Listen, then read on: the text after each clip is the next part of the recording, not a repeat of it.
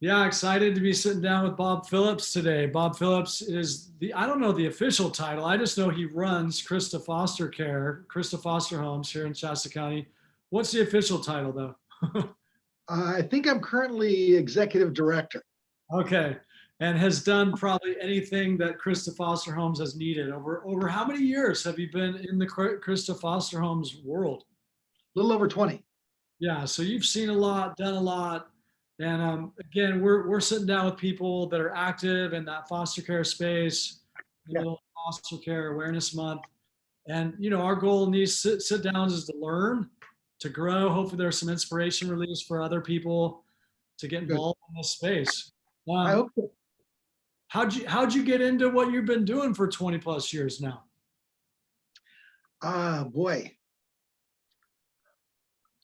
I came up in a really conservative religious background, and there was no like hearing from God very directly. It's all kind of a sense, or the scriptures revealed to me, very vague and Yeah, not very tangible at all. And my first experience of hearing God, which sounds kind of weird, but yeah, I mean, it's like it wasn't audible or anything, but it's like, man, God spoke to me. And he wow. said, "You're going to be a marriage, family, child counselor." And I thought that was the strangest thing because I had no desire whatsoever. I was going to go get into marketing computers and stuff, man. This is the big thing. Yeah, So anyway, that was my direction, and I never had to look back or think sideways or figure like, man, is this really for me? Because like getting a degree is like, man, once you know that you're supposed to do something, it's like then nothing else matters. You just make everything else fit into that. yeah, So that's where I started. Um, anyway, was doing all my hours and all that kind of stuff everybody has to do, and I did a lot of group homework and a lot of foster care work, because that's what's available. I was working over the Ossendorf Center, getting hours over there, seeing, kids and married people and all that kind of stuff. And the thing that Krista opened up, and at the time, that was family, that was my family there. And I took a part-time job there. I started like quarter time there, and then that eventually came into half time. And then I liked it. It kind of fit for me. Uh, some of the core things about me is like protecting kids, and the part of it is like stop bad things from happening to yeah, children. It's yeah. like that's wrong. Doesn't matter who you are, doesn't matter what your name is. If you do something wrong to kids, you need to be in trouble. Fixed. So I did a ton of like a sex offender work. And so I really learned a lot about people do a lot of stupid stuff, and they're not really out to do stupid stuff. They're just out to make themselves feel better. And so whether they're eating too much chocolate or some guy is doing the porn on the computer while his wife's laying in bed or something, whatever the bad thing is, somebody's just trying to feel better. And some things just have a lot bigger consequences, or they have consequences on others that are really significant. And so I figured out that there weren't that many really horrible, bad people. There are a few, and they need to be dealt with. But most people, they need to learn and they need to grow. They need to change. They need to heal themselves, blah, blah, blah. And I'm not a pacifist. I'm not into giving people a free ride. Oh, it's okay. Don't worry. Don't do it again. You need to prove you got some work to do. Yeah.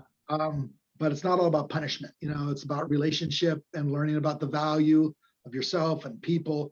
And that translates into foster care. Nobody, foster kids, THP kids, transitional housing kids who are 18, 19, 20 and on, right?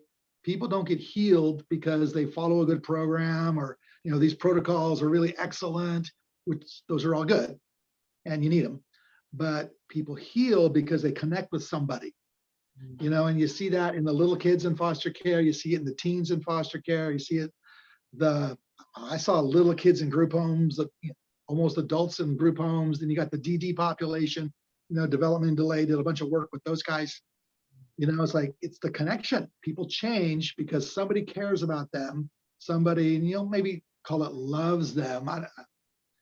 whatever word seems most appropriate, but they know somebody cares, right? You go out of their way, you respect them as a person. So you got names, you don't have numbers, right? You have, hey, what's going on? How you doing? Hey, did you get your homework done? Which I've seen that plenty in a lot of programs. It's like, you'll get around to that. You can't start with that. So anyway, relationship. And Krista started with that before I got here. And so it was a really good fit for me. Yeah. And I don't know if we just kind of like gelled in together and helped solidify what was already in me, or anyway, it's just a good fit. And so here I am. It's beautiful. And now eventually here you are, the executive director. What is it that you see in that space around all things foster care? Like, just talk a bit about your perspective, your vantage on that process of healing first, where you're seeing kids maybe coming into family situations or resource family situations, foster parenting situations.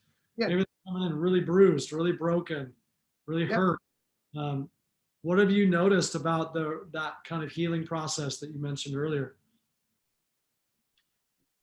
The care. Examples in my head of different kids. Okay, foster care specifically, all right. So kids, whether they're like 5, 6, 8, even we got a 2-year-old in one of the homes, and that kid, he can go off. Yeah. Like, whoa. And it goes back to kindness, respect the person. There's no punishment. And that Kiki used to work with us, Kiki Knight, and she, lots of good work, and she used to say, like, that punishment button is just broken. It doesn't work. Like, it doesn't have any effect. It's like, stop that. And so for an agency that's faith-based, we say we like what Jesus does, good idea, right? There was no punishment. Wow. And in the New Testament version of God, the Father, it's like, there's no punishment, there's no fear. Wow. And that's a big paradigm shift or big hurdle for a lot of people, especially people in my generation and sometimes younger. The younger generation, they have it better. I don't know, maybe they need more of it sometimes, but the thing about punishment, and it's like, you're going to have to pay for that. It has to be somebody's fault. Somebody has to be to blame. It's like, it's possible that both sides are partly right. Now, it's not permission to do wrong things, okay? But in God, in the land of like godliness, the New Testament God wasn't into punishment. He was into the whole prodigal son thing, bringing people in, encouragement, hope, healing, restoration. That's where we get all the restorative justice themes. It's not about putting people in jail. It's like, some people might need it, but hey, we're not starting there. We're starting with some learning, some changing, some internal depth changes. Because we can control people's behaviors externally. Prisons are great for that. Mace is good for that. Pistols are good for that. Okay, that stuff's easy. Okay, we got that in. We used to do that in the group homes and stuff like that. A lot of punishment stuff used to be there. But even the probation department, years ago, they were into like, hey, dude, you're gonna go to the juvie, you're gonna be locked up, all that stuff. And now probation officers, it seems like, man, they're practically just social workers. They're including the family. Hey, family, right? The whole systems theory comes to light again. It's not just a theory. It's like, hey, we need everybody involved. All right. And again, it's not about people getting away with stuff. All right. But it's the perspective that people change and people heal when their world is doing better. Yeah. Okay. I think parents are responsible for their kids. I like the idea of people in the community supporting families, supporting kids, just connecting with kids. The whole takes a village thing. I'm wary of it because I don't want people to like abdicate their responsibility and their rights as parents. Parents have rights. And that takes me back to foster kids. I got parents who don't do such a good job sometimes, and it gets bad enough where people are making phone calls and folks are showing up, taking kids away. And the system forever has been, hey, parents, you need to learn some skills. You got to get better, do your program, your therapy, all this stuff. And that part's good and fine. Okay, so anyway, the good things that happen are happening in homes, in programs, and in schools. I mean, this happens. I got a kid out of Foothill. I've had kids over at Enterprise. And when they have good coach, like connection, they know them by name, they joke around with them, they know something about them, they know their spouse hangs out sometimes. There's real, like, actual connection. And those kids love that. Everybody needs more healthy connections. So as foster kids make the connections with their parents, and sometimes the siblings of their foster parents, sometimes they have to decide about who they want to be and what kind of life they want to have. That's one of the biggest points about foster care is experiences that those kids that have never got somewhere else. That's why we take kids to the lake, take them boating, Great America, stuff that costs some money. Okay. And most kids in foster care aren't ever going to get that stuff. And so in foster homes, if kids have the experience of having parents who communicate properly in front of them, live their life, okay, include them, treat them with respect, okay, as a part of the family, okay. And if they get in trouble, it's like they don't just lower the boom. You're 6 months in your room.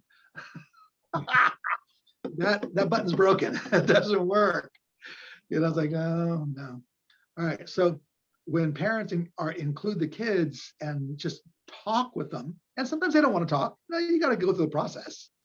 Some kids, like, they don't need you, they don't want you, they're really guarded way up here, and you just got to accept that.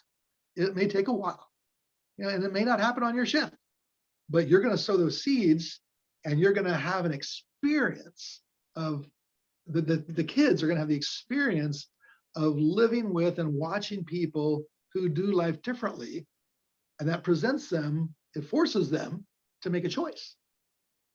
And sometimes they choose wisely. It's a hard choice.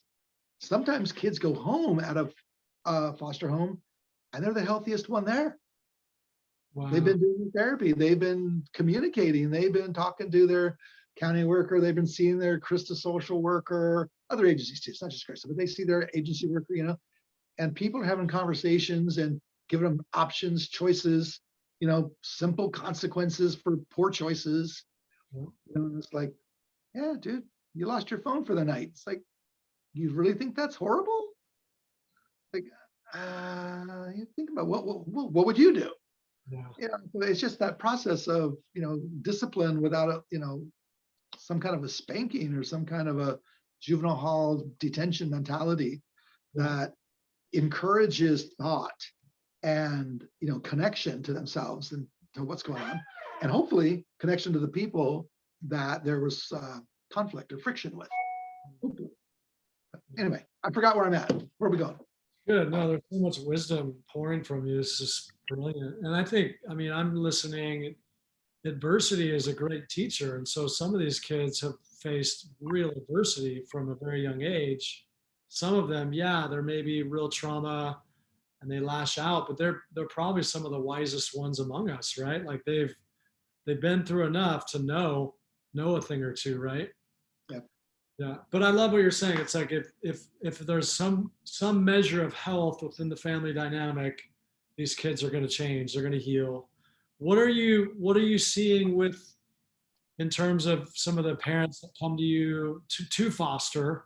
Like, what's that process like? I'm sure everyone has a different experience. How hard is it to become a foster parent? How easy is it? If somebody's out there like, wow, I want to make a difference. Okay. So for time's sake, I'm going to try to go fast. I have a lot to say. It's hard not to say a lot. Yeah. But bottom line, if someone wants to be an RFA, resource family approved person, okay, their family, they need to have folks that live there that don't have big felonies. If there is felonies, it needs to be a long time ago, and you don't have any DUIs. Yeah. Right? That's first. Okay. There You you don't go. have to have a big fancy house. You can have an apartment. You can have a trailer. You can have a regular, 2-bedroom, 3-bedroom. That part isn't so important. What's Yeah. important is that you have experienced life and that you've dealt with the things in your life. Okay. The newer process, right, with RFA is pretty much adoption status home study. And so you can have like some pretty tough experiences in life. It doesn't exclude anybody. Mm. Only that would exclude somebody is that they didn't take care of it. They didn't deal with it. Yeah. Okay. So almost anybody can be a foster parent. You just have to be physically able to move. Okay. Like you got to have CPR and first aid. It sounds so silly to me, but maybe some people don't know. Yeah. If you do first aid and CPR, it's going to be a struggle. All Yeah. right. It's kind of required that you can do it. So I've had like adult children living with their parents do foster care. I've had 20 something people, 21, 22-year-olds be foster parents. Yeah. Those folks usually come with a lot of history, a lot of experience growing up. Okay. But anyway, so the big thing is that if your heart is there, you have dealt with your life. Okay. You're functioning. Okay. Because the questionnaires are gonna ask you stuff. Okay. You got to be able to answer it, and somebody's going to interview you and dig a little bit deeper in things, and that's how it's going to go. Takes usually 3 months. It could take a little bit longer. Depends on people's schedules and how fast paperwork turns around. For a few people, they have a glitch on their fingerprints, and then there's a delay. But I mean, if you're clean, fingerprints can come back in 2 weeks, 3 weeks at the most. Yeah. That's not really a thing anymore. A long time ago, it was a big thing, but it's not anymore. The fact that we need parents is like, you mentioned that before. It's like, and we need parents. The state has devastated the group home industry, saying that group homes are evil. Okay. They need to get rid of them, and they've gotten rid of most of them.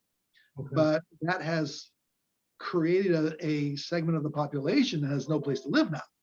Okay. So they keep wanting those kids to go into foster homes. And sometimes that'll work, but it doesn't work for everybody. Yeah. And so I think it's important that foster parents remember that they have choices.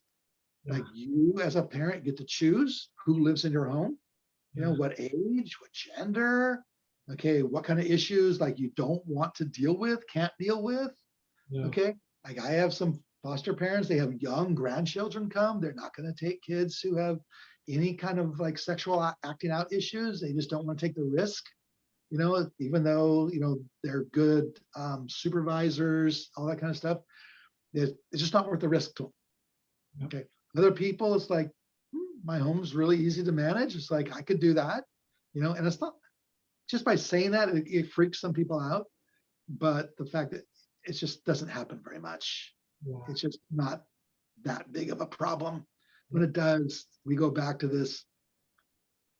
It's simply instruction, correction, expectations, okay, non-judgmental, not threatening. Oh my gosh, don't tell me somebody's getting threatened for doing what they do. Well, let's say this out loud. Kids behave because of trauma. So I think that's pretty popular these days. People are hearing that word all the time. Trauma-informed care, trauma-based behaviors. People have those negative behaviors I talked about at the beginning, usually because of their own trauma. And they didn't figure out a better way yet to meet their needs. Well, here we are on the other end of that, right? They might be 2, they might be 6, they might be 16. They're trying to numb down the pain. They're trying to get out the pain. They're trying to whatever, and they're still figuring out how to do that appropriately. Whether all kinds of tools, right? You go to therapy, you work out, you hear tons of people, I love to run. I tell boys, it's like, boy, you need to play football. You got some anger, you need to get it out. Soccer and football, man, go do it, please. And it seems simplistic, but man, it helps people. Yeah. I get kids all the time. Can I do boxing? I Yeah. gotta go, yeah, you can do boxing, until they go and they actually have to work out for 3 days in a row. They don't want it that bad. Yeah. But yes, you can do that. Absolutely. How about the trampoline park? Yeah, okay. Okay, good. Yeah. Go to the trampoline park. Yeah. So you just find ways, to help kids manage. People have energy, they have feelings, they need to get them out. They need to find ways to cope and deal and grab a hold and put names on it, and find a way to have thought process about it instead of just an emotional process about it. That's Right? really, If it's emotional, then nothing happens up here to change. And you got to get both of them going. wow. Why you got therapists, right? Yeah. Well, or boxing classes. Yeah. Sure, that works. Yeah. Yeah. And I mean, so much insight coming from Bob. I know we could talk for a long time and there's a lot more in your heart to discuss, but we just wanted to have a quick minute to let people kind of get a glimpse behind the curtain, see some of the stuff as somebody who's directing a whole foster family agency. What Yeah. I hear you saying is it's simple. I mean, this is profound stuff you're talking about, but you don't have to be a rocket science, nor do you have to be the quote unquote best parent on the planet to do a good job in foster care. Yeah. No, parents, I mean, there are parents who are just old school, but they're loving and kind, Yeah. and accepting. Say Yeah. it's a big deal now. Don't come and have a problem with this transgendering thing and all that. Is like, if you can't accept that there's people going through that, Yeah. then it's like you're gonna have a hard time. Yeah. Because people are looking for solutions for their life.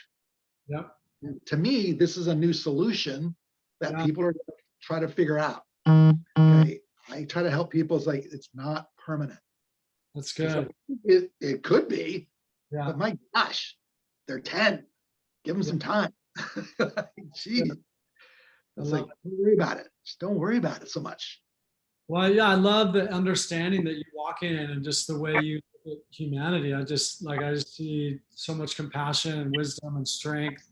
How do people get into this? Whether they want to connect to Krista or maybe other foster family agencies, what's the easy kind of first step? Or I don't know if it's easy. It sounds like it would be easy, but Well, everybody's got a website, right? So go on there and look up foster care in Redding, foster care in Shasta County, and okay. you'll find 5 or 6 agencies there. Yep. Krista's one of them. Yep. And so most of the agencies, when the directors get together at consortium meeting, they say, hey, you should shop.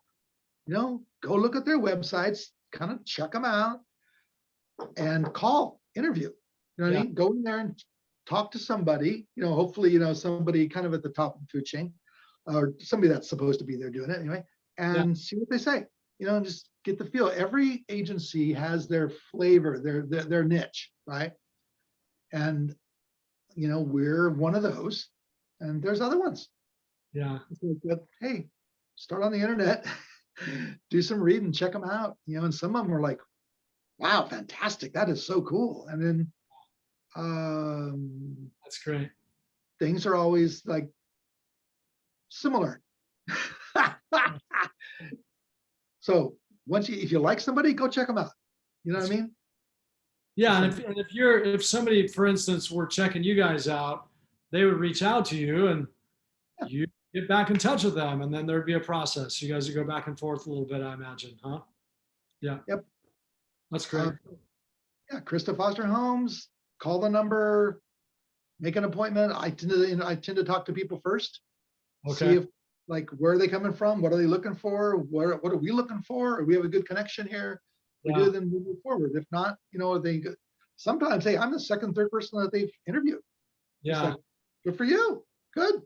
Check it Yeah. out. Like they're serious. Yeah. Yeah, well, I like that, because hey, they're thinking about it, and they are weighing things out. Yeah. Good for them. Well, you guys are doing some good stuff. Thanks for what you're doing, Bob. Good spending a few minutes with you here. Thanks for sharing your insights, your heart. Yeah, I feel inspired, feel encouraged. So Hey, Foster Homes, you can check these guys out online. They are here in Shasta County. Some of our audience is out of Reading, so but I think we're good. You have an amazing rest of your day, Bob. Thank you so thank much. you. Okay. Okay. See you later.